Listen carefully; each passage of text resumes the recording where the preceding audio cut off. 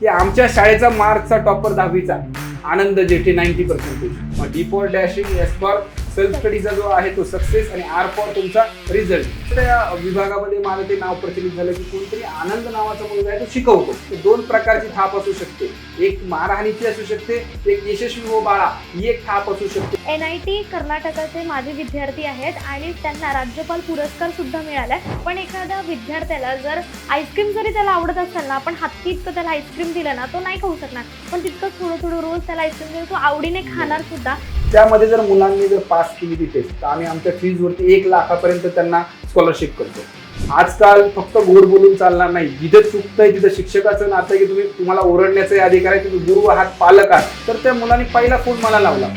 इतरत्र देशामध्ये ते पायानं ते हँडशेक असेल त्यांचा, पण त्या हातमितीने ते करत नाही. सर्वोदय विद्यालय म्हणून स्कूल आहे आमचं, तिथे पॉल सर नावाचे माझे प्रिन्सिपल होते आणि ते 10वीला आम्हाला आले होते. तिथे काय सोडून गेलेलो आहे तर मी माझा जो वारसा तुम्हाला सांगितलं ज्ञानाचा तो देऊन गेलेलो आहे. तर ते मला जास्तीत जास्त वारसदार माझ्या ज्ञानाचे बनवायचे, घडवायचे.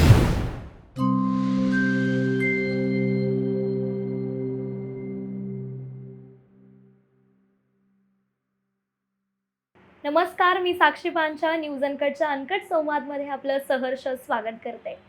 तर आज आपण एका अशा आदरणीय व्यक्तिमत्वाला भेटणार आहोत ज्याने फक्त पुण्यातीलच नाही तर संपूर्ण महाराष्ट्रभरातून हजारो विद्यार्थ्यांना मार्गदर्शन देण्याचं काम केलं आहे. तर आत्ता आपण आहोत पुण्यातील धनकवडी येथे जेठेज अकॅडमीच्या या शाखेमध्ये आणि या शाखेचे जे संस्थापक आहेत आणि संचालक आहेत तेच म्हणजे आनंद जेठे सर. नमस्कार, तुमचं न्यूज अनकटमध्ये सहर्ष स्वागत.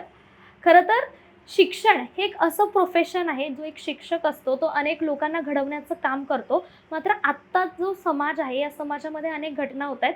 आता आपण जर हल्लीचा जो इन्सिडेंट आहे तो आपण घेऊयात. म्हणजे सांगलीमध्ये एक जी विद्यार्थिनी होती तिला नीटमध्ये कमी मार्क पडले म्हणून तिचे जे पालक आहेत त्यांनी तिला मारहाण केली.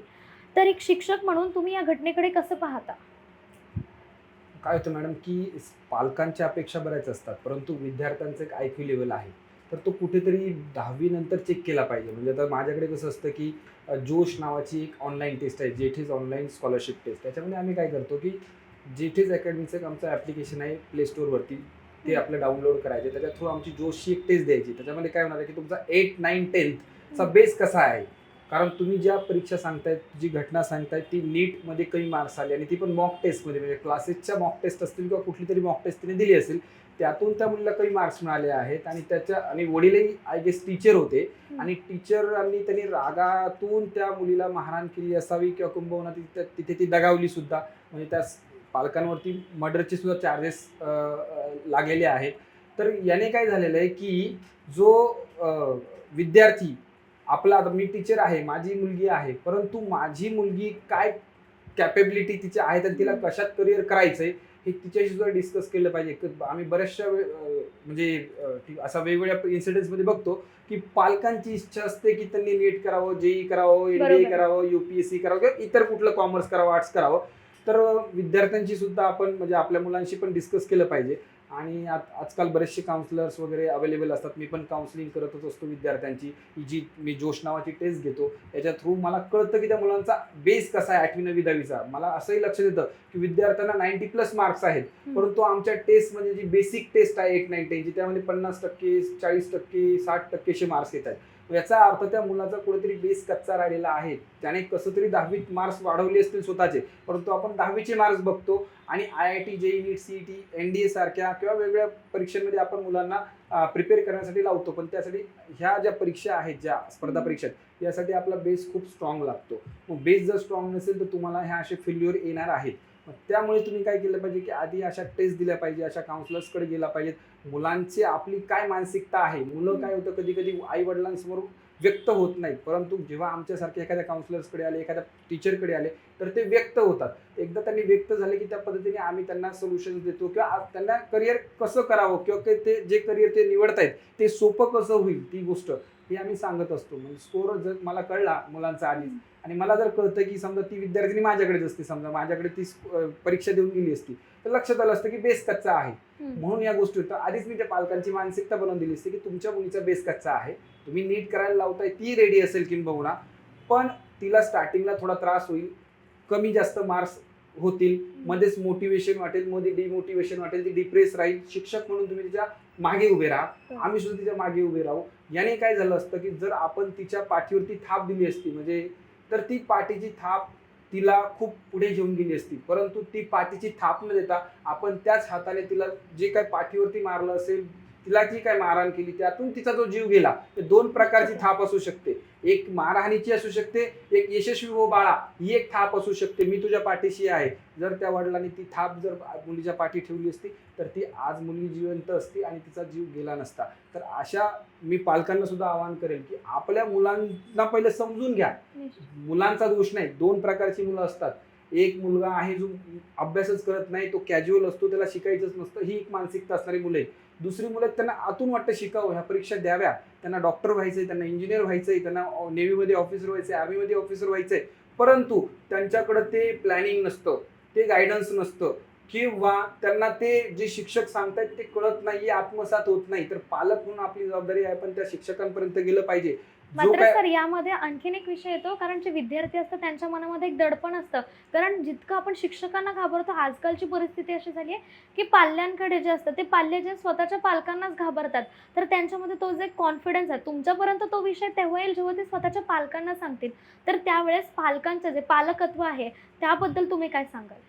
म्हणून पालकत्वाबद्दल मी एकच सांगेल की पालकत्व म्हणजे आजच्या जगात म्हणजे जिथे मोबाईल मुलांच्या हातात मिळालेला आहे, आज आपल्याला वाटतं की माझा मुलगा माझी मुलगी सगळं ऐकते आणि ती खूप म्हणजे बोलूयात ना डाऊन टू अर्थ आहे. आपण बघतो बरेचसे पालक बोलतात की माझा मुलगा माझ्या माझ्या शब्दाबाहेर शब्दाबाहेर नाहीये, नाही माझी जाणार. मुलगी माझ्या बरोबर. शब्दाबाहेर नाहीये. हम्म. परंतु ती मोबाईलवरती त्या सोशल मीडियावरती ती मुलगी किंवा तो मुलगा काय करतो याच्यावरती आपला कुठलाही अंकुश नाहीये, किंबहुना आपण ठेवायला आपल्याला वेळही नाही आणि आपण ठेवूही शकत नाही.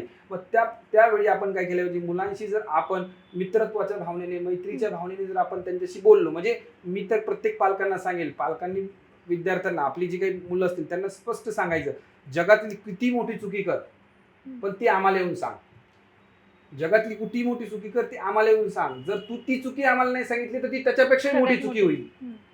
त्यावेळी पालकांनी समजून घेतलं की आपला मुलगा आपल्यापर्यंत येतोय, व्यक्त होतोय, चुकी केली आहे, नो डाऊट त्या चुकीची शिक्षा जी तुम्हाला योग्य वाटते ती द्यावी. परंतु तिचा मोबदला भविष्यात काय मिळू शकतो, म्हणजे तुम्ही एवढं त्याला बोलून गेलात का तो आयुष्यात डिप्रेस होऊ शकतो, एवढं तुम्ही त्या मुलांना बोललात का की ते काही स्वतःचं करून घेतील, आत्महत्या करतील. तर पालक म्हणून आपल्याला पण ती एक लेवल कळली पाहिजे की मी काय करणार आहे आणि काय होऊ शकतं. कारण प्रत्येकाला प्रत्येकाच्या मुलांबद्दल माहिती असते, तो हळवा आहे का, तो इमोशनल आहे का, तो रागीट आहे का, आणि ह्या गोष्टी होणारच आहेत. आणि प्रत्येक लोक आपण, मी एक पालक आहे, माझी मुलगी आहे बारकी, परंतु त्या वयात आता ती जर ज्युनियर के जीला असेल तर मी तिच्याकडून हे नाही ना व्यक्त करणार की तिने रोज 2 तास 4 तास अभ्यास करावा आणि आजचा काही होमवर्क केला की नाही, मी का पाठवलंय तिला, तर तिला एक सवय लागावी.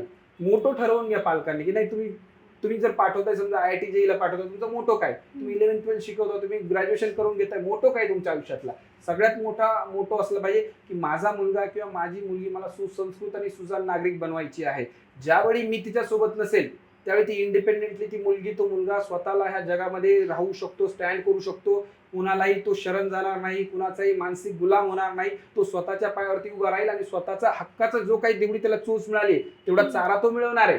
परंतु आपल्याला त्याला आपले जे काही सुसंस्कृत जे संस्कार आहेत, जे आपण जे काही एक्सपिरियन्स कमवलेला आहे आपल्या हयातीत, आपण एक हयात काढलेली आहे पालकांनी, तर ती त्यांना जशी आहे तशी वारसा हक्काने देऊन जावी. जशी आपण प्रॉपर्टी देतो त्या पद्धतीने आपले संस्कारही दिले पाहिजे, त्या पद्धतीने आपली जबाबदारी दिली पाहिजे, त्या पद्धतीने आपले दुःख तरी त्यांना कळले पाहिजे. पण ह्या सगळ्या गोष्टी ज्यावेळी विद्यार्थ्यांना कळतील, मुलांना कळतील, मुलं सुद्धा पालकांची रिस्पेक्ट करतील. हल्ली आपण बघतो की मुलं ज्यावेळी 10वी पास होतात, आपण म्हणतो की मुलाच्या पायात वडिलांचा बोट आलेला आहे, तर तो मुलगा वडिलांचा ऐकत नाही किंवा आईपासून दुरावला जातो. तर हे का होतं, तर आपण त्यांच्याशी डायलॉग बंद करतो.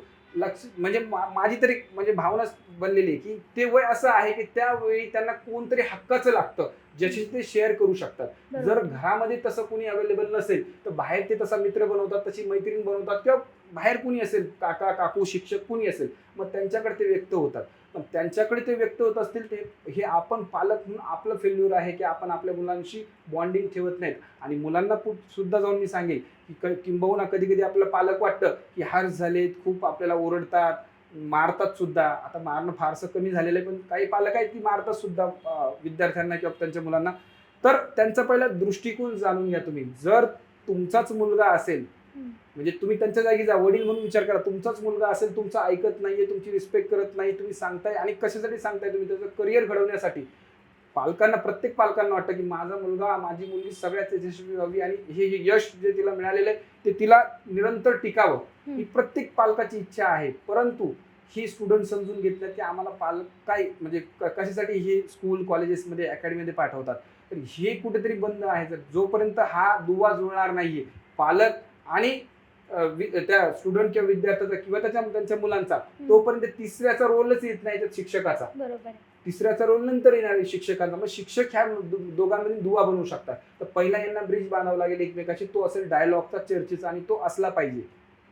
निश्चितच. आता हे सगळं जे एक समृद्ध आणि सुसंस्कृत वातावरण जे म्हणताय, हे वातावरण आपलं जेठेज अकॅडमीमध्ये तुम्ही कसं मेंटेन करताय? मॅडम, जेठेज अकॅडमी पहिल्यांदा मुलगा ज्यावेळी माझ्याकडे एंटर होतो त्यावेळी मी त्याचे विद्यार्थी जो असेल, विद्यार्थ्यांसोबत पालक यांची दोघांची सोबत काउन्सिलिंग करून देतो. म्हणजे जशी मी सांगितली माझी जोश नावाची टेस्ट आहे. कम्युनिकेशन करून. हो हो. आणि ती जर पास त्यांनी केली, नाही केली सुद्धा, असं नाही की मी नाही केली म्हणजे आम्ही तुम्हाला काउन्सिलिंगच करणार नाही. तुम्ही आमची टेस्ट द्या.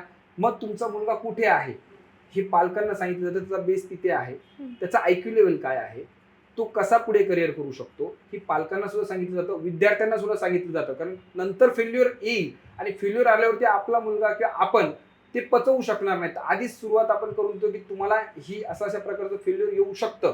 जर तुम्ही जिथे मी सांगतो की तुम्ही 2 तास रोजचा अभ्यास घरी केला पाहिजे, सेल्फ स्टडी, किंवा 4 तास केला पाहिजे. म्हणजे मी पॅटर्नच ठरवलाय त्यासाठी. माझ्याकडे जेटेज पॅटर्न आहे. तो माझा DSR पॅटर्न ज्याला म्हणतो, DSR, D फॉर डाऊट. म्हणजे डाऊट म्हणजे काय, माझ्याकडे स्टुडंट येत असेल तर मी पहिलेच सांगतो की तू D फॉर डाऊट, जसा क्लासरूम मध्ये बसलेला आहेस, तुला डाऊट आला, लगेच त्या शिक्षकांना डाऊट विचार, त्या टीचरला डाऊट विचार. डाऊट विचारल्याने काय होतं मॅडम, की एक तर तुमचा डाऊट सॉल्व्ह होतो. दुसरी गोष्ट, तुम्ही बोलण्याची तुम्हाला सवय लागते आणि जसा D फॉर डाऊट आहे तसा तुम्ही D फॉर डाऊट डॅशिंग होता. ही माझी फिलॉसॉफी आहे. मग S आहे पुढचा DSR मधला, S फॉर सेल्फ स्टडी. मग सेल्फ स्टडी म्हणजे काय, तर मी शिक्षक घरी अभ्यास करायला लावतो तो नाही, तो होमवर्क झाला. आई वडील अभ्यास करायला लावतात घरी, तो नाही. तुम्हाला आज वाटतं विद्यार्थी म्हणून की माझा हा अमुक PCM PCBचा सिलेबस आहे आणि त्यापैकी मला काहीतरी वाचावं, असं तुम्ही रोज काहीतरी निरंतर वाचलं पाहिजे. ते कमीत कमी 1 तास वाचलं पाहिजे. तुम्ही जर IIT, JEE, NEET, CET, NDA यासारख्या जर स्पर्धा परीक्षांचा जर अभ्यास करत असाल तर 2 वर्ष ते व्यवस्थित केलं पाहिजे. जी मुलं ती 2 वर्ष व्यवस्थित करतात त्यांना जशी S फॉर सेल्फ स्टडी आहे तसा S फॉर त्यांना सक्सेस मिळतो. हा आमचा गुरुमंत्र आहे. आणि शेवटचा आहे R म्हणजे रिव्हिजन. आता रिव्हिजन म्हणजे काय, तर बऱ्याचशा विद्यार्थ्यांना असं वाटतं की आठवडाभर शिकायचं आणि आठवडाभराचं मग संडेला सुट्टी असते, संडेच्या दिवशी सगळं रिवाईज करून काढायचं, जी चुकीची पद्धत आहे. खरी पद्धत ही आहे की तुम्ही जे क्लासरूममध्ये आज शिकला आहात ते घरी आजच जायचं आहे. आज ते ओपन करून बघायचंय की मला काय काय कळलेलं आहे ते रिवाईज करायचे, त्याचे डाऊट्स काढायचे. उद्या ते शिक्षक काय शिकवू शकतात तर त्याचं थोडंसं बघून यायचंय आणि दुसऱ्या दिवशी ते डाऊट पण सॉल्व्ह करायचे आणि त्या लेक्चरमध्ये पण व्यवस्थित काही ज्या गोष्टी सांगणार त्या पण समजावून घ्यायच्या. म्हणजे हे रेग्युलर होतं. जर R फॉर रिव्हिजन आपण रेग्युलर ठेवलं 2 वर्ष तर आपल्याला R फॉर रिझल्ट मिळतो. मग D for dashing, S for self स्टडीचा जो आहे तो सक्सेस आणि R फॉर तुमचा रिझल्ट. ह्या पद्धतीने आपला जेटेजचा गुरुमंत्र आहे आणि आम्ही तो फॉलो करतोय. हा फॉलो करून माझ्याकडे 45% वाला एक मुलगा होता लास्ट बॅच मध्ये, जो 2 वाऱ्यांनी पास झाला होता 10वी. 2 वाऱ्या म्हणजे जो सायन्सला ऍडमिशन घेऊ नाही शकत असा मुलगा होता, ज्याने माझ्याकडे ऍडमिशन घेतलं होतं. त्यालाही आम्ही खूप कॉन्फिडन्स दिला, त्याला समजून घेतलं, त्याला काय आवड आहे निवड आहे. त्याला ड्रॉइंग खूप आवडायची. तर नाटा हे नॅशनल लेवलची ड्रॉइंगसाठी एक्झाम असते आर्किटेक्चरसाठी. तर ती जी परीक्षा आहे त्याचा आपण म्हणजे शिकवतही नाही, पण त्याच्यामध्ये बेस काय असतो की PCM तुमचा बेस आहे, ड्रॉइंग असते. तर ड्रॉइंग त्याला खूप आवडायची. त्या मुलाला मी ती प्रिपेअर करायला लावली. मॅडम तो त्या वर्षीचा पहिला रिझल्ट त्या मुलाने पहिल्या अटेम्प्ट दिला. मुलांना 2-2, 3-3 एक्झाम लागतात क्वालिफाय करण्यासाठी. बाकीचे तर बरेचसे रिझल्ट आहेत आपल्याकडे, रिझल्ट मध्ये मी जाणार नाही. परंतु तो जो मुलगा जो भविष्यात जाऊन कुठेतरी डिप्रेस होणार होता, कुठेतरी तो वाईट वळणाला जाऊ शकत होता, कुठेतरी व्यसनाधीन होऊ शकत होता, आणि हा जो मुलगा आहे उद्या जाऊन हा आपल्या सामाजिक जो ढाचा बनलेला आहे त्याला तो विरोध करणार आहे. तो काहीतरी वेगळ्या मार्गावरती जाईल, तो काहीतरी स्वतःचं करून घेईल. तर अशी मुलं सुद्धा मी घडवलेली आहेत आणि आमच्याकडे घडतात, याचा आम्हाला अभिमान आहे. नाही, कारण ही जाणीव करून देणं फार महत्त्वाचं होतं. आता त्या पालकांना माहित नव्हतं की तो नाटा एक्झाम देऊन इतकं चांगलं करू शकतं. ती माहिती तुम्ही त्यांच्यापर्यंत पोहोचवली आहे. पण ही माहिती पोहोचणं तुमचा सुद्धा एक काहीतरी प्रवास होता. मला प्रेक्षकांना सांगायचंय की सर NIT कर्नाटकाचे माझे विद्यार्थी आहेत आणि त्यांना राज्यपाल पुरस्कार सुद्धा मिळालाय. तर तुमचा हा जो पुरस्कार होता तर त्याबद्दल तेव्हाचा तुमचा अनुभव कसा होता? काय होतं की मी पूर्ण ग्रामीण भागामध्ये सेमिनार्स करत, जसं मी आता तुम्हाला सांगतोय की जेई नीट सीईटी किंवा NDA किंवा UPSC. मग स्पर्धा परीक्षांबद्दल आपल्या महाराष्ट्रात जरा कमी अवेअरनेस होती, म्हणजे UPSC MPSC बद्दल होती, परंतु जेई नीट सीईटी जेई आणि नीटसाठी आपला जो ग्रामीण भागातला विद्यार्थी होता तो कुठेतरी घाबरत होता, त्याच्या मनात थोडा त्याच्याबद्दलच्या शंका बऱ्याच होत्या. त्यामुळे आम्ही काय करायचो की ज्या माझ्या मिसेस आहेत दीपाली मॅडम, इथे माझ्याकडे केमिस्ट्री सुद्धा घेतात, FMC क्वालिफाईड आहेत त्या स्वतः. तर त्या आणि आम्ही स्वतः ग्रामपंचायत लेवलला गावेगावी जाऊन आम्ही सेमिनार्स करायचो विद्यार्थ्यांचे, जिल्हा परिषद शाळेत जाऊन सेमिनार्स करायचो की पुढे काय काय भविष्यातले चेंजेस होऊ शकतात. कुणाला जर IITत जायचं असेल, NITत जायचं असेल तर कुठल्या परीक्षा आहेत, त्याचा अभ्यास कसा करावा. कुणाला जर खूप चांगलं पॅकेज पाहिजे आहे, भविष्यात जाऊन त्यांना AI करावं लागेल किंवा AI येणार आहे, हे आम्ही पहिल्या 5-10 वर्षापासून आधी सांगतोय. ह्या CET आणि नीट सारख्या एक्झाम ह्या सेंट्रलाइज होतील आणि जी महाराष्ट्राची CET ती फक्त महाराष्ट्रापुरती राहील, हे आम्ही गेली 10 वर्षापासून ओढून पूर्ण महाराष्ट्रभर सांगत होतो. आम्ही आदिवासी पाड्यांमध्ये सुद्धा जाऊन, म्हणजे जिथे अजून शिक्षण पोहोचलेलं नसेल अशा दुर्गम भागात सुद्धा जाऊन हे सेमिनार्स दिले.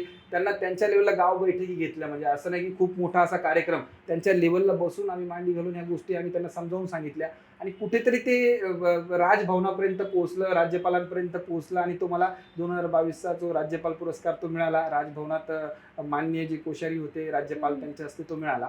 आणि त्यावेळी असं वाटलं की खरंच, म्हणजे मला त्यावेळी वाटलं की आपण खरंच एवढं काय केलंय का, एवढं राजभवनामध्ये अवॉर्ड मिळणार इतका लोकांना वाटते मिळालेला आहे. परंतु अजून मला वाटतं की अजून खूप काही शिक्षण क्षेत्रात करण्यासारखं आहे आणि माझ्याकडे ते स्किल्स आहेत, ते कसे आपल्याला विद्यार्थ्यांना देता येईल, पालकांना ते कसे देता येतील, जेणेकरून त्यांचा जो मुलगा आहे त्याचं करिअर कसं घडलं, मुलगी आहे त्याचं करिअर कसं घडू शकतं. तर अजून बरेचसे विजन्स आहेत, ज्यामुळे अजून खूप काही करायचं बाकी आहे. पण त्यांनी पोचपावती आधी दिली आहे, पण तिथे आम्ही थांबणार नाही. ती सुरुवात होती की आनंद तू योग्य वाटेवरती आहेस, तुला फक्त आता पुढे सुरुवात करायची. तर माझं डेस्टिनेशन अजून ठरलेलं नाहीये, डेस्टिनेशन खूप दूर आहे. आता मी ओरिजिन पकडलेली आणि ओरिजिन पासून सुरुवात करतोय. गेली 13 वर्ष मी हेच काम करतोय आणि 13 वर्ष झाले, त्यामध्ये खूप चांगले अनुभव आले, खूप चांगले पालक जोडले गेले. आज आपण पुण्यासारख्या ठिकाणी धनकवडी मध्ये आपण आपली शाखा आहे, त्या शाखेत ऑल ओव्हर महाराष्ट्रातली मुलं माझ्याकडे येतात, म्हणजे मुली सुद्धा जास्तीत जास्त मुली माझ्याकडे असतात. मुंबईच्या मुली आहेत, धाराशिवच्या मुली आहेत, माझ्याकडे बेळगाव पासून ऍडमिशन्स येतात. आणि आपला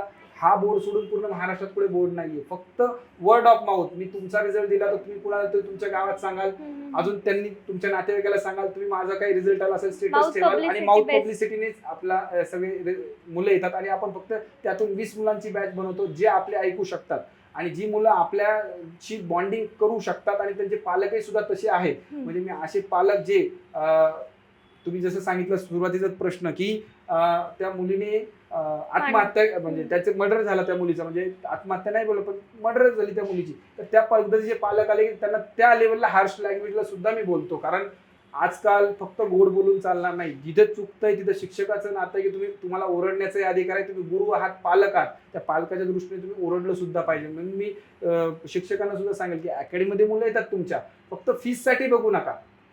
फीज पैसे आज ना उद्या आपण कमवणार आहात, परंतु एखाद्याचा जर जीव जात असेल असा जर पालक तुम्हाला निदर्शनास येतोय तर तो पालक त्याला समजवा. त्यांना तुमच्यामध्ये नाही समजवत त्याला, तर तुम्ही त्याला अजून अल्टरनेट मार्क्स आहेत, त्या अल्टरनेट मार्क्स वापरा आणि त्या मुलीचा त्या मुलांचा जीव कसा वाचवला जाईल. कारण जीवापेक्षा काही मोठं नाही. कुठली परीक्षा, कुठली जेई नीट सीईटी NDA कुठलं असू द्या, कुठलंही करिअर हे जीवापेक्षा मोठं नाही. म्हणजे आपल्याकडे म्हणच आहे की सर सलामत तो पगडी 50, सर सलामत ठेवा. जीव असेल तर सगळं आहे, जाने तो जहान आहे, नाही तर मग जगात काहीच नाहीये. त्या पद्धतीने नक्कीच सर. आता तुमचा एक मी फंडा ऐकला, म्हणजे पहिले तुम्ही विद्यार्थी बना, मग पालक आणि मग शिक्षक, आणि नंतर तो पुढचा एक कोणता तरी पॉइंट येतो, तो म्हणजे करिअर असतो. हा जो सगळा प्रवास आहे तो तुमचा फंडा काय आहे? माझा फंडा क्लिअर आहे मॅडम, की तुम्ही पहिलं स्वतः डिसाईड करा, तुम्ही सेल्फ तेवढे मोटिवेट व्हा. म्हणजे मला ही गोष्ट करायची. मार्क्स काय नसतं. तुम्ही 10वीचे मार्क्स बघितले, तुम्ही 40% वाले आहात, तुम्ही 50% वाले आहात की तुम्ही 100% वाले आहात, हा सेकंडरी पार्ट आहे. प्रायमरी आहे की तुम्हाला एखादी गोष्ट करायची. म्हणजे एखाद्याला मला जेई करायचीच आहे, मला नीट करायचीच आहे, मला NDA करायचंय. मग करायचंय तर हे तुमच्यात म्हणजे खूप एकदम आतून यायला पाहिजे. म्हणजे मी पुढे जाऊन असं सांगेल की जर तुमचं ठरलं तेवढं की नाही मला ही गोष्ट करायची, मग तुम्ही असा बेस्ट शिक्षक शोधा की तुम्ही त्याच्यावर देवासारखा विश्वास ठेवू शकता. म्हणजे उद्या जर समजा तुम्ही देव जर प्रसन्न झाला तर तुम्हाला जर तो म्हटला की अरे, तर साक्षी मॅडम मी देव जर तुमच्यासमोर प्रेझेंट झाला, तुम्हाला म्हटला की साक्षी तू पत्रकारितेमध्ये खूप चांगलं करिअर करू शकते, तू पत्रकारिता कर, तर आपण किती मोटिवेट होऊ की मला जमू शकतं. देव येऊन मला सांगून गेलेला की मग मी चांगली बेस्ट पत्रकार होऊ शकते, मी असे इंटरव्ह्यूज बेस्ट घेऊ शकते. तर त्या पद्धतीचं जर तुम्ही तुमच्या शिक्षकांवरती जर विश्वास ठेवला, तर शिक्षक जर तुला म्हटले की अरे अमुक अमुक फिजिक्स आहे, तुला जमेल, तुझ्याकडून होईल, तर तेवढा विश्वास तुम्ही ठेवा, तुम्हाला जमणार ते. त्या विश्वासाने जर तुम्ही त्या टीचरवरती विश्वास टाकलात आणि त्याने जर तुम्हाला व्यवस्थित त्या गोष्टी करवून दिल्या, तर तुमचा रिझल्ट तुमच्यापासून दूर राहणार नाही. म्हणजे तुम्ही कुठलीही परीक्षा द्या, परंतु देवाप्रमाणे विश्वास तुम्ही त्या शिक्षकांवरती त्यांच्या ठेवला पाहिजे, टाकला पाहिजे. आणि शिक्षकाचं सुद्धा कर्तव्य आहे की जो स्टुडंट आपल्याला देवासारखी आपला उपमा देतोय, गुरु देतोय, तर आपला पाल्य जसा आपण घडवतो तसा आपण त्या पाल्याला घडवलं पाहिजे. नक्कीच सर, तुमच्या या गोष्टीला मला आपलं पौराणिक जे काळ आहे तिथनं आपलं मला जॉईन करायला आवडेल. म्हणजे गुरु शिष्य परंपरा फार पूर्वीपासून आपल्या भारतात चाललेली आहे. जसं द्रोणाचार्यपासून आपण पुढे चालत आलो, तर तुम्ही ही जी गुरु शिष्य परंपरा आहे त्याला मला तुमच्याकडनं ऐकायचं, त्याचं वर्णन कसं कराल? गुरु शिष्य परंपरा म्हणजे मला दोन घटना लेटेस्ट घटना माझ्या आयुष्यामधले सांगायला आवडते. की माझा एक कोविडच्या बॅचमधला एक मुलगा होता, त्याला आता TCS मध्ये त्याला काही पॅकेज झालं, म्हणजे तो कॉम्प्युटर इंजिनियर झाला आणि पॅकेज झालं. तर त्या मुलाने पहिला फोन मला लावला. मग मी विचार केला की तो कुणालाही लावू शकत होता फोन, त्याच्या नातेवाईक, मला काय नाही पहिला फोन लावला असेल. तर लक्षात आलं की आपण त्याला काहीतरी अशा गोष्टी दिल्या आहेत का, त्याला असं वाटतंय की ज्या मला निरंतर कामी आलेल्या आहेत. मग गुरु शिष्य परंपरा हीच आहे की तुम्ही जर वयाच्या कुठल्याही वळणावर असाल, तुमचा विद्यार्थी वयाच्या कुठल्याही वळणावरती असेल, तर तो विद्यार्थी तुमच्याशी जोडलेला आहे. आणि तो जोडला कधी जाऊ शकतो, जर तुम्ही गुरु शिष्य परंपरा अबाधित ठेवलीत तर. गुरु शिष्य परंपरा काय की तो तुम्हाला तुमचा दत्तक मुलगा, दत्तक मुलगी आहे असं समजून तुमचाच वारसदार आहे तो. दोन प्रकारचे वारसदार असतात मॅडम. त्या आईवडिलांनी जन्म दिलाय म्हणून तो त्यांचा कायदेशीर त्यांच्या प्रॉपर्टीचा वारसदार आहे. पण शिक्षकांचा वारसदार कोण आहे? त्यांचा विद्यार्थी आहे. तो नॉलेज म्हणजे त्याच्या ज्ञानाचा वारसदार आहे. त्याला ज्ञानाचा वारसदार तुम्ही जर बनवलं, तेवढी उपमा जर त्याला दिलीत, तेवढं ज्ञान त्याला तुम्ही दिलं, तर तो तुमच्याशी आयुष्यभर जुळलेला राहतो. दुसरी एक घटना म्हणजे एक शिक्षक होते माझ्याकडे, त्यांची एक स्टोरी आली, काही माझ्याकडे लोक भेटायला आले. तर ते शिक्षक खूप आजारी होते, म्हणजे ते हॉस्पिटलाइज होते, त्यांना खूप खर्च लागत होता वगैरे वगैरे सगळ्या गोष्टी होत्या, तेवढे पैसे नव्हते घरच्यांकडे, त्यांना मेन म्हणजे मुलगा नव्हता. मुली सेटल झाल्या असतील वगैरे, काही कारणास्तव काही असेल त्यांच्या फॅमिलीमध्ये, त्यातलं मला एवढं माहिती नाहीये. पण तिथे ज्यावेळी ते जे शिक्षक तिथे त्या हॉस्पिटलाइज झाले, तिथे जे डॉक्टर होते, तर ते त्यांना त्यांचे विद्यार्थी मिळाले, म्हणजे त्या शिक्षकांचे विद्यार्थी होते. तर तो संपूर्ण खर्च त्यांचा, जेवढे त्यांची सेवा करायची, तो डॉक्टरांनी त्या केला. त्यांचा विद्यार्थी जो डॉक्टर झाला होता त्यांनी केला. मला फक्त त्यांनी खर्च केला याच्यावरती नाही जायचंय. त्यांचं एक वाक्य खूप मग त्या डॉक्टरांनी म्हटले की तुम्ही असं समजा मी तुमचा मुलगा आहे, मी मुलगा आहे तुमचा, याला बोलतात तुम्ही की गुरु शिष्य परंपरा आहे. आणि जिथे त्यांना वाटलं की मी आता कमी पडतोय, तर जेवढे फ्रेंड्स होते त्या बॅच मधले, तर सगळ्यांना फोन करून, काही USA ला होते, काही दूर चांगल्या कामामध्ये होते, खूप भरमसाठ पगार कमवत होते, IT सेक्टरमध्ये होते, त्यांना फोन करून की आपले शिक्षक ज्यांनी आपल्याला घडवलंय, आज त्यांना आपली काही गरज आहे, तर आपण त्यांना सडळ असताना, मग ती आर्थिक असेल, त्यांच्या मुलाची जी पोकळ भरायची ती पण असेल, ती केली पाहिजे. तर USA वरून त्या मुलाने पैसे तर पाठवलेच त्यांच्या विद्यार्थ्याने, पण स्वतः तो त्यांना भेटायला आला, फक्त त्यांना भेटायला तेवढं दूरून इथे आलेला आहे, तर का आपले शिक्षक आहेत. तर ही गुरु शिष्य परंपरा आहे, ही जर टिकवायची असेल तर गुरुचं पण तेवढं देणं आहे की त्यांनी विद्यार्थ्यांना स्वतःचा ज्ञानाचा वारसदार बनवलं पाहिजे. जिथे ज्ञानाचा वारसदार बनला की तो त्यांचा मुलगा, मग ते ज्ञान तर त्या मुलाला देतील. आणि ते कायमस्वरूपी, जशी ती वंशावळ असते की हे वडील आहेत, वडिलांची मुलं आहेत, त्यांचे नातवंड आहेत, त्यांचे पंतू आहेत, त्या पद्धतीने हे शिक्षक होते, यांचे स्टुडंट आहेत, त्यांची मुलं आहेत आणि त्यांची अजूनही आहेत, पुढची पिढी आहे. या पद्धतीने तो ग्राफ जर बनेल आणि तो बनला, तर ती खऱ्या अर्थाने गुरु शिष्य परंपरा ही अबाधित झाली, ती सुरुवातीला आली किंवा ती सफल झाली याला आपण म्हणू शकतो. आणि भारतात ती अजून टिकून आहे याचा मला अभिमान आहे. इतर देशांमध्ये मला माहिती नाही, ती टिकूनच, मुलं आई वडिलांचं ऐकून नाही घेते, शिक्षक पुढे, पण आपल्या भारतात गुरु शिष्य परंपरा अजून अबाधित आहे. आजही जर तो विद्यार्थी असेल, मग तो प्राईम मिनिस्टर बनू द्यात, तो सुप्रीम कोर्टचा जज बनू द्यात, की तो किती मोठ्या हुद्द्यावरती जाऊ द्यात, जर त्याला समोर शिक्षक दिसला त्यांचे, तर ते त्यांच्या पाया पडल्याशिवाय राहत नाहीत. ही परंपरा केवळ आणि केवळ फक्त आपल्या भारतात आणि भारतीय संस्कृतीची समृद्ध संस्कृती आहे, हीच फक्त जगाला देऊ शकते. बाकी इतरत्र कुठल्याही देशात नाही. इतरत्र देशामध्ये ते पायानं पण ते हँडशेक असेल त्यांचा, पण त्या आत्मीयतेने ते करत नाही जेवढ्या आत्मीयतेने आपण त्यांचा म्हणजे त्यांची रिस्पेक्ट राखतो, त्यांच्या प्रती आपलं जे काही देणं, पांग जे फेडलं, जे आपण ज्याला म्हणतो की पांग फेडणं, तर ते आपल्या भारतातच आहे, बाकी इतरत्र कुठे नाही. सुंदर सर, खूप छान इन्सिडेंट सांगितला तुम्ही. रामकृष्ण परमहंस आणि स्वामी विवेकानंद हे गुरु शिष्य परंपरेचं एक उत्तम उदाहरण आहे. तीच परंपरा पुढे चालतीये आणि जेठेज अकॅडमीची जी सुरुवात आहे ती कुठून झाली, याचा पाया तुम्ही कुठून रचला आणि आता तुम्ही ज्या लेवलला आहात, हा संपूर्ण प्रवास कसा होता? काय झालं मॅडम की मी म्हणजे माझं जसं 10th झालं तशापासून मला शिकवायला आवडायचं. तर माझ्या घरी काही स्टुडंट्स यायचे, मग त्यांना मी काही शिकवणे द्यायचो, फ्री ऑफ कॉस्ट स्टार्टिंगला द्यायचो. तर त्यातून बरेच असे विद्यार्थी होते की मी मॅथ्स आणि फिजिक्ससाठी माझं खूप आधीपासून स्ट्रॉंग होतं आणि आवडीचा विषय होता तो. तर ती मुलं यायची आणि मग मॅथ्स 10वीला गणित असायचं, मग त्यांना अवघड वाटायचं, कुणी फेल झालेलं असायचं. तर 1 ते 2 महिन्यात मी त्यांना व्यवस्थित शिकवून अर्धा तास त्यांना 100 पैकी 60-70 मार्क्स मिळायची. Great. त्यामुळे माझ्या त्या विभागामध्ये माझं ते नाव प्रचलित झालं की कोणतरी आनंद नावाचा मुलगा आहे तो शिकवतो. तोपर्यंत मी आनंद सर नाही झालेलो आहे.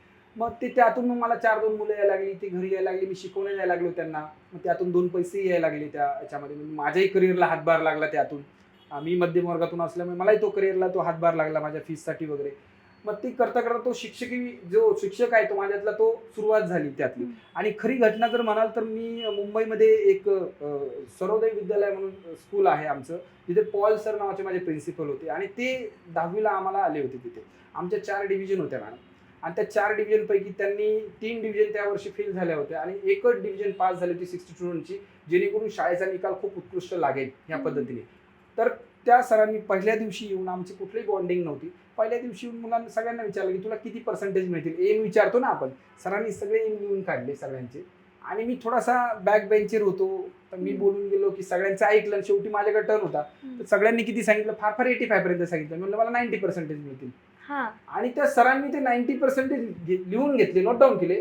दुसऱ्या दिवशी शाळेच्या बाहेर बोर्ड लावला पुढच्या वर्षीचा की आमच्या शाळेचा मार्चचा टॉपर 10वीचा आनंद जेठे 90%. आणि हा शाळेबाहेरचा बोर्ड माझ्या डोळ्यासमोर 1 वर्ष होता. परत त्यांनी आमचा जो क्लासरूम होता तिथेही तो माझं मोठं नाव लिहून बोर्डमध्ये आनंद जेठे 90% बाकीच्यांची पर्सेंटेज लिहिली होती. पण ह्या घटनेने तोपर्यंत मी 9th पर्यंत 45च्या पर्सेंटेजच्या कधी पुढे नव्हतो. मी कधी एक्सपेक्टच नाही करू शकत मला 90 पर्यंत मी मजल मारू शकतो. पण त्या शिक्षकांकडे मी गेलो, सर म्हटलं चुकलं माझं, अक्षरशः मी त्यांच्या पाया पडलो केबिनमध्ये जाऊन की सर माझं चुकलं, माझं नाव काढून टाका, मला आयुष्यात नाही म्हणू शकत. त्यांचं एक वाक्य मला आठवतं, ते म्हटले की बाळा तू बोललाय, शब्द आहे तलवारीसारखे, तू बोललाय, तू करून दाखव, मला वाटतं तू करू शकतो, तू तुझे 100% दे, 100% दे, रिझल्ट काही पण आला तर मी तुझ्या मागे उभा राहील. जी मी स्टार्टिंगला म्हणलं पाठीवरची थाप, त्यांनी ती मला बोलून दाखवली. मी काय म्हटलं, एवढे मोठे प्रिन्सिपल आहे, एवढी त्यांची हयात गेली, त्यांना माझ्यात काहीतरी दिसलं असेल तर मी पोहोचू शकतो म्हणतात, तर चला करून बघू. एवढ्या वर्ष 9 वर्ष मी काहीतरी माझ्या डोक्याने चाललं होतं, 1 वर्ष शिक्षकांच्या डोक्याने जाऊन बघूयात. मी खरंच त्यांचं सगळं फॉलो केलं, त्यांनी मला वेळ दिला, सगळ्या गोष्टी माझ्याकडून करून घेतल्या आणि त्या वर्षी मी त्या शाळेचा टॉपर होतो त्या बॅचचा. म्हणजे ही जी घटना आहे की ही घटना मग मला असं वाटतं की प्रत्येक विद्यार्थी माझ्यासारखा असेल, त्याला कुठेतरी शिक्षकाची गरज आहे. ते जे बोल आहेत, प्रेमाचे बोल म्हणूयात किंवा जे काही आपुलकीचे बोल, त्याची गरज आहे आणि ती माझ्यात मी डेव्हलप केली आणि ती मी मुलांना देत गेलो. पुढे जाऊन मग मी जसं मी सांगितलं अवॉर्डच्या आधीचं की मी ग्रामसभेत किंवा ग्रामीण भागात जाऊन हे काही सेमिनार्स करायचो. त्यातून पण मग विद्यार्थ्यांचे मला प्रश्न यायला लागले की जर तुम्ही IIT JEE NEET CET सांगताय, मग आम्ही कुठे मिळेल ही गोष्ट. तर मग त्यावेळी एवढं इन्फ्रास्ट्रक्चर गाव लेवलला डेव्हलप नव्हतं की एवढे मोठे मोठे अकॅडमीज नव्हत्या देणार, कारण अकॅडमीज लावावं लागते. कॉलेज लेवलला तेवढं ते शिकवलं जात नाही किंवा त्यांना तेवढा वेळही नसतो त्या रोजच्या त्यांच्या सब्जेक्ट्समुळे. म्हणून काय झालं की मग ते मला विचारायचं, मी पुण्यातल्या मुंबईतल्या नावातल्या अकॅडमीची नावं सांगायचो त्यांना, ते तिकडे क्लासेस लावायचे. पण आर्थिक अडचणीमुळे त्यांना कधी ते जुळवणं जमलं नाहीये किंवा कधी ते गावातून आलेले आहेत किंवा त्यांना तो फोबिया राहायचा की मी शहरात आलेलो आहे, मग शहरात ते दडपण यायचं, मग त्यामुळे ते थोडेसे मॅच नव्हते करून शिक्षकांची. मग ते म्हणायचं सर तुम्हीच शिकवा. आता हे कसं शिकवायचं, तर ही मुलांची संकल्पना आहे की जेठेज अकॅडमी असावी आणि मग जेठेज अकॅडमी, हो मुलांची संकल्पना आहे. मी तर गावात माझं फक्त एकच मोठं होतं की मुलांनी चेंज होऊन काहीतरी मोठं अचीव्ह करावं. प्रत्येक विद्यार्थ्यामध्ये एक पोटेन्शियल आहे, त्यांनी स्वतःचं जाणावं आणि ते हायेस्ट त्यांनी अचीव्ह करा. म्हणजे माझं म्हणणं आहे की जर आपण वाघासारखं टार्गेट ठेवलं तर कुठे जर आपल्याला ससं मिळणार आहे, ससाचं टार्गेट ठेवलं तर काय मिळणार आहे आपल्याला. मग त्या अनुषंगाने मी मुलांच्या आग्रहास्तर मग त्या गोष्टी चालू केल्या. कधी मी त्या गावातच सुरू केल्या, छोटीशी मला रूम दिली, काही तिथल्या सरपंच लेवलची काही लोक आहेत किंवा तिथे एखादे समाज सेवक असतील, त्यांनी काही मला मदत केली की सर इथे शिकवा. इनिशियली नामात्र फीजमध्ये शिकवलं. त्यानंतर मग जे मुंबईमध्ये मी चांगल्या एका ठिकाणी अकॅडमी ओपन केली, त्यानंतर पुण्यातही ओपन केली. पुण्यातली आपली शाखाही आहे, यालाही 7-8 वर्ष सुरू आहे शाखेला. आणि मग इथे सुद्धा मग मी ते कसं कमीत कमी खर्चात देऊ शकतो हे मी केलं. कारण असं मग कमीत कमी खर्चात केव्हा देऊ शकतो, ज्यावेळी मी स्वतः टीचर असेल, मला ते ज्ञान असेल. मिसेस माझ्या केमिस्ट्री शिकवतात, गेली 13 वर्ष त्या शिकवत आहेत, त्यांना ते ज्ञान आहे. आणि मग हे घरातच माझे असल्यामुळे जे आर्मी रिटायर्ड इथे डिसिप्लिन सांभाळायला जे सूर्यवंशी सर आहेत, ते आर्मी रिटायर्ड आहेत आणि ते स्वतः माझे सासरे आहेत, ते माझ्या घरचे आहेत. म्हणून मी घरातून असल्यामुळे मला ते कमीत कमी फीजमध्ये देता आलं. आणि आता जर बघितलं तर आपली ज्या लेवलला आपण देतोय, म्हणजे 20 ते 25 मुलांची बॅच, आपल्यासारखा असा रिझल्ट, आणि जी आपण 8 तास जे मुलांना शिकवतो, जी बॅच देतोय आपण मुलांना, एवढी लोएस्ट पूर्ण महाराष्ट्रात कुणालाच पॉसिबल नाहीये. कारण बऱ्याचशा अकॅडमीमध्ये शिक्षक हे आरई बेसिसवरती, पेमेंट बेसिसवरती येतात, त्यावेळी ते गणित जुळत नाही, कारण त्यांचा पगार द्यायचा आहे आणि बाकीच्या गोष्टी. तर आम्ही शिकवत असल्यामुळे त्या आम्हाला गोष्टी त्या कमीत कमी स्वस्त दरात देता येतात. आणि त्यामुळे बरेचसे ग्रामीण भागातल्या मुलांची जेठेज अकॅडमीकडे ओढ असते आणि त्या क्वालिटीचं एज्युकेशन आपण मुलांना देतो आणि त्यांचं करिअरही घडवतो. निश्चितच. कारण आपण एखाद्या विद्यार्थ्याला जर आईस्क्रीम जरी त्याला आवडत असेल ना, आपण हत्ती इतकं त्याला आईस्क्रीम दिलं ना, तो नाही खाऊ शकणार. पण तितकंच थोडं थोडं रोज त्याला आईस्क्रीम दिलं, तो आवडीने खाणार सुद्धा. म्हणजे थेंबे थेंबे तळ साचे. पण काही होतं आजकाल विद्यार्थ्यांचं ना कन्फ्युजन असतं. कारण माझ्या सुद्धा आयुष्यामध्ये मी अनेक विद्यार्थी असे पाहिले आहेत.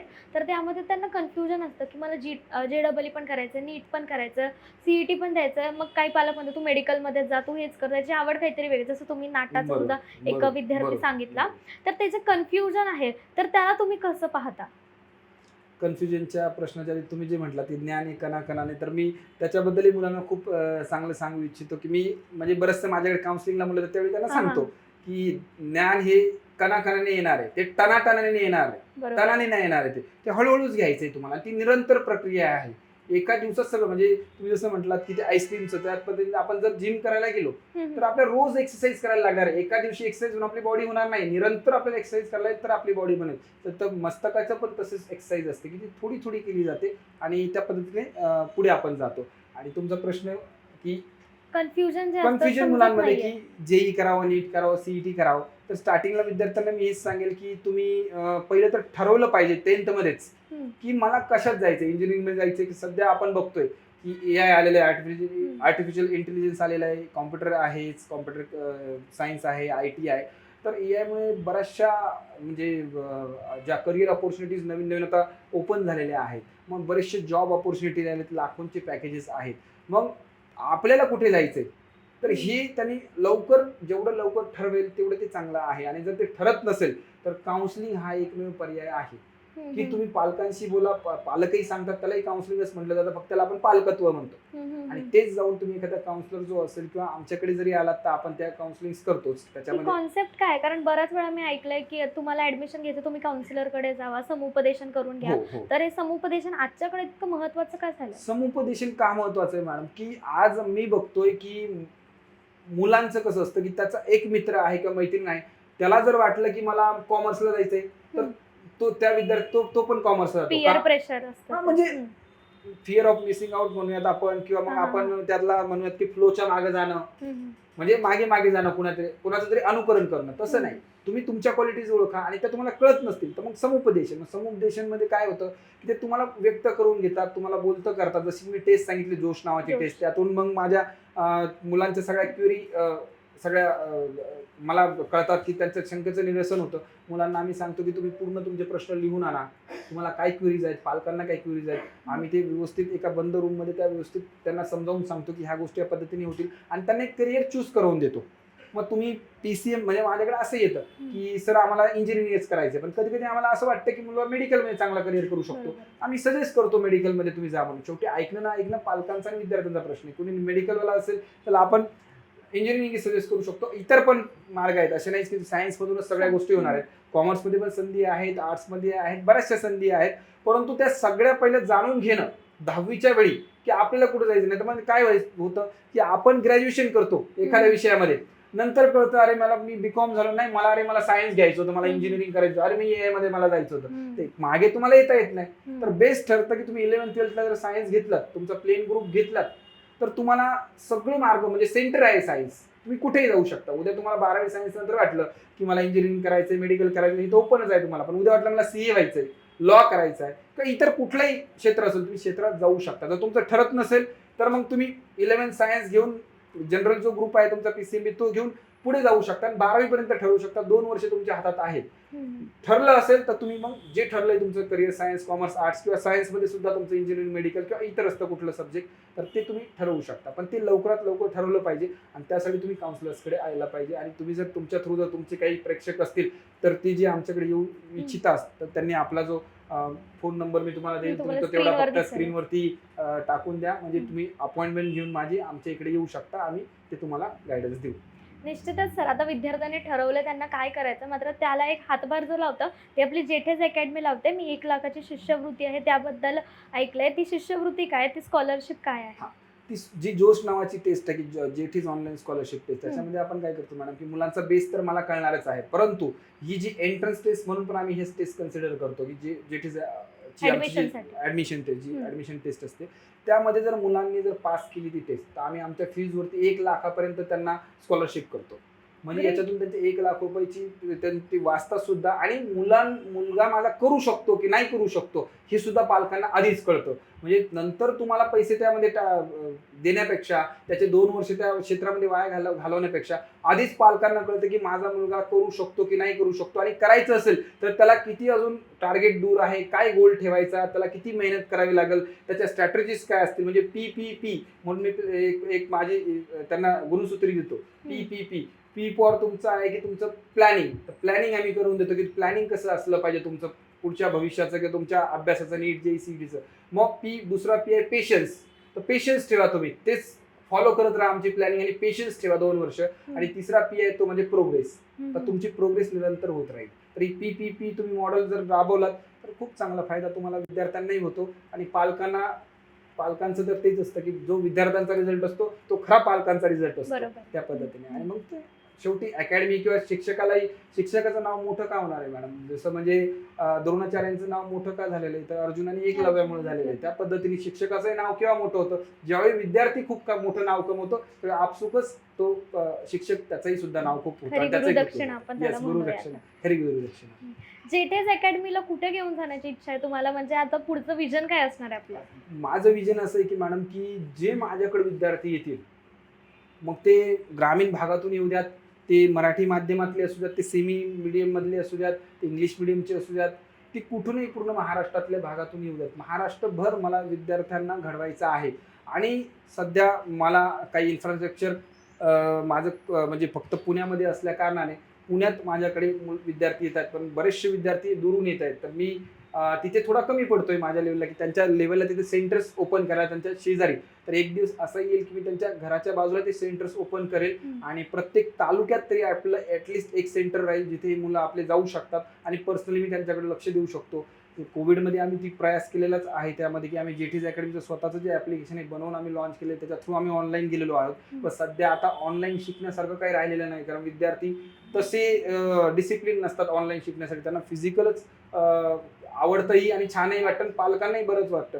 त्या पद्धतीने जेठीज अकॅडमीला मल्टिपल सेंटर्सपर्यंत न्यायचं आहे, मल्टिपल विद्यार्थ्यांपर्यंत न्यायचं आहे. आज जे मी 20 मुलांचं फक्त करिअर किंवा 25 मुलांचं करिअर एका वर्षात घडवतोय, तर ते कुठेतरी 250 मुलांपर्यंत, 2500 मुलांपर्यंत, 25,000 मुलांचं करिअर, माझ्या हातून जेवढ्यांचं करिअर घडेल तेवढं मला ते चांगलं वाटेल. आणि शेवटी जग सोडून जाताना एकच आहे की मी काय सोडून गेलेलो आहे, तर मी माझा जो वारसा तुम्हाला सांगितलं ज्ञानाचा तो देऊन गेलेलो आहे. तर ते मला जास्तीत जास्त वारसदार माझ्या ज्ञानाचे बनवायचे, घडवायचे.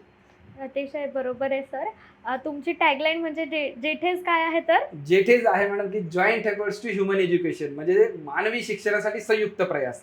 म्हणजे माणसाचं शिक्षण आहे त्यासाठी संयुक्त प्रयास व्हायला पाहिजे. संयुक्त प्रयास म्हणजे काय, तर विद्यार्थी, शिक्षक आणि पालक या तिघांचा जर संयुक्त प्रयास असेल, म्हणजे मी तर प्रत्येक वेळी सांगतो पालकांना की विद्यार्थ्याचा रिझल्ट कशावरती अवलंबून आहे, तर 25% पालकांच्या हातात आहे रिझल्ट, 25% टीचरच्या हातात आहे आणि 50% हा त्या विद्यार्थ्याच्या हातात आहे त्याचा रिझल्ट. ह्या तिघांचा जर त्रिकोण जुळला तर आयुष्याचा चौकोन जुळतो आणि तो चौथा पॉईंट म्हणजे करिअर त्याला अचीव्ह होतं आणि तो त्याच्या करिअरची संधी मिळाल्यामुळे तो बेस्टच होतो त्या पद्धतीने आणि तो आयुष्यात खूप मोठा एक नाव काढेल असा तो विद्यार्थी किंवा तो व्यक्तिमत्व घडतं.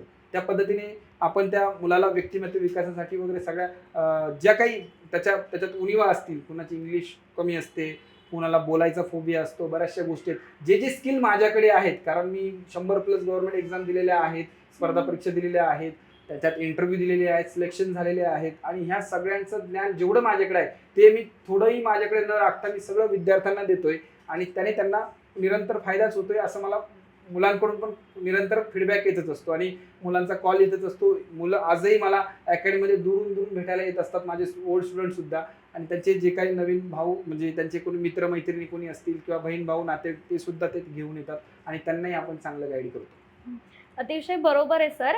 कारण शिक्षक हे असतात, हे आपली जी सोसायटी आहे त्याचा एक आधारस्तंभ असतात आणि हेच एक आधारस्तंभाचं अतिशय उत्तम उदाहरण तुम्ही आहात. तुमचं जे विजन आहे त्यासाठी न्यूज अनकटकडून खूप खूप शुभेच्छा तुम्हाला आणि आज तुम्ही वेळ दिला त्यासाठी सुद्धा खूप खूप धन्यवाद. धन्यवाद. Thank you madam.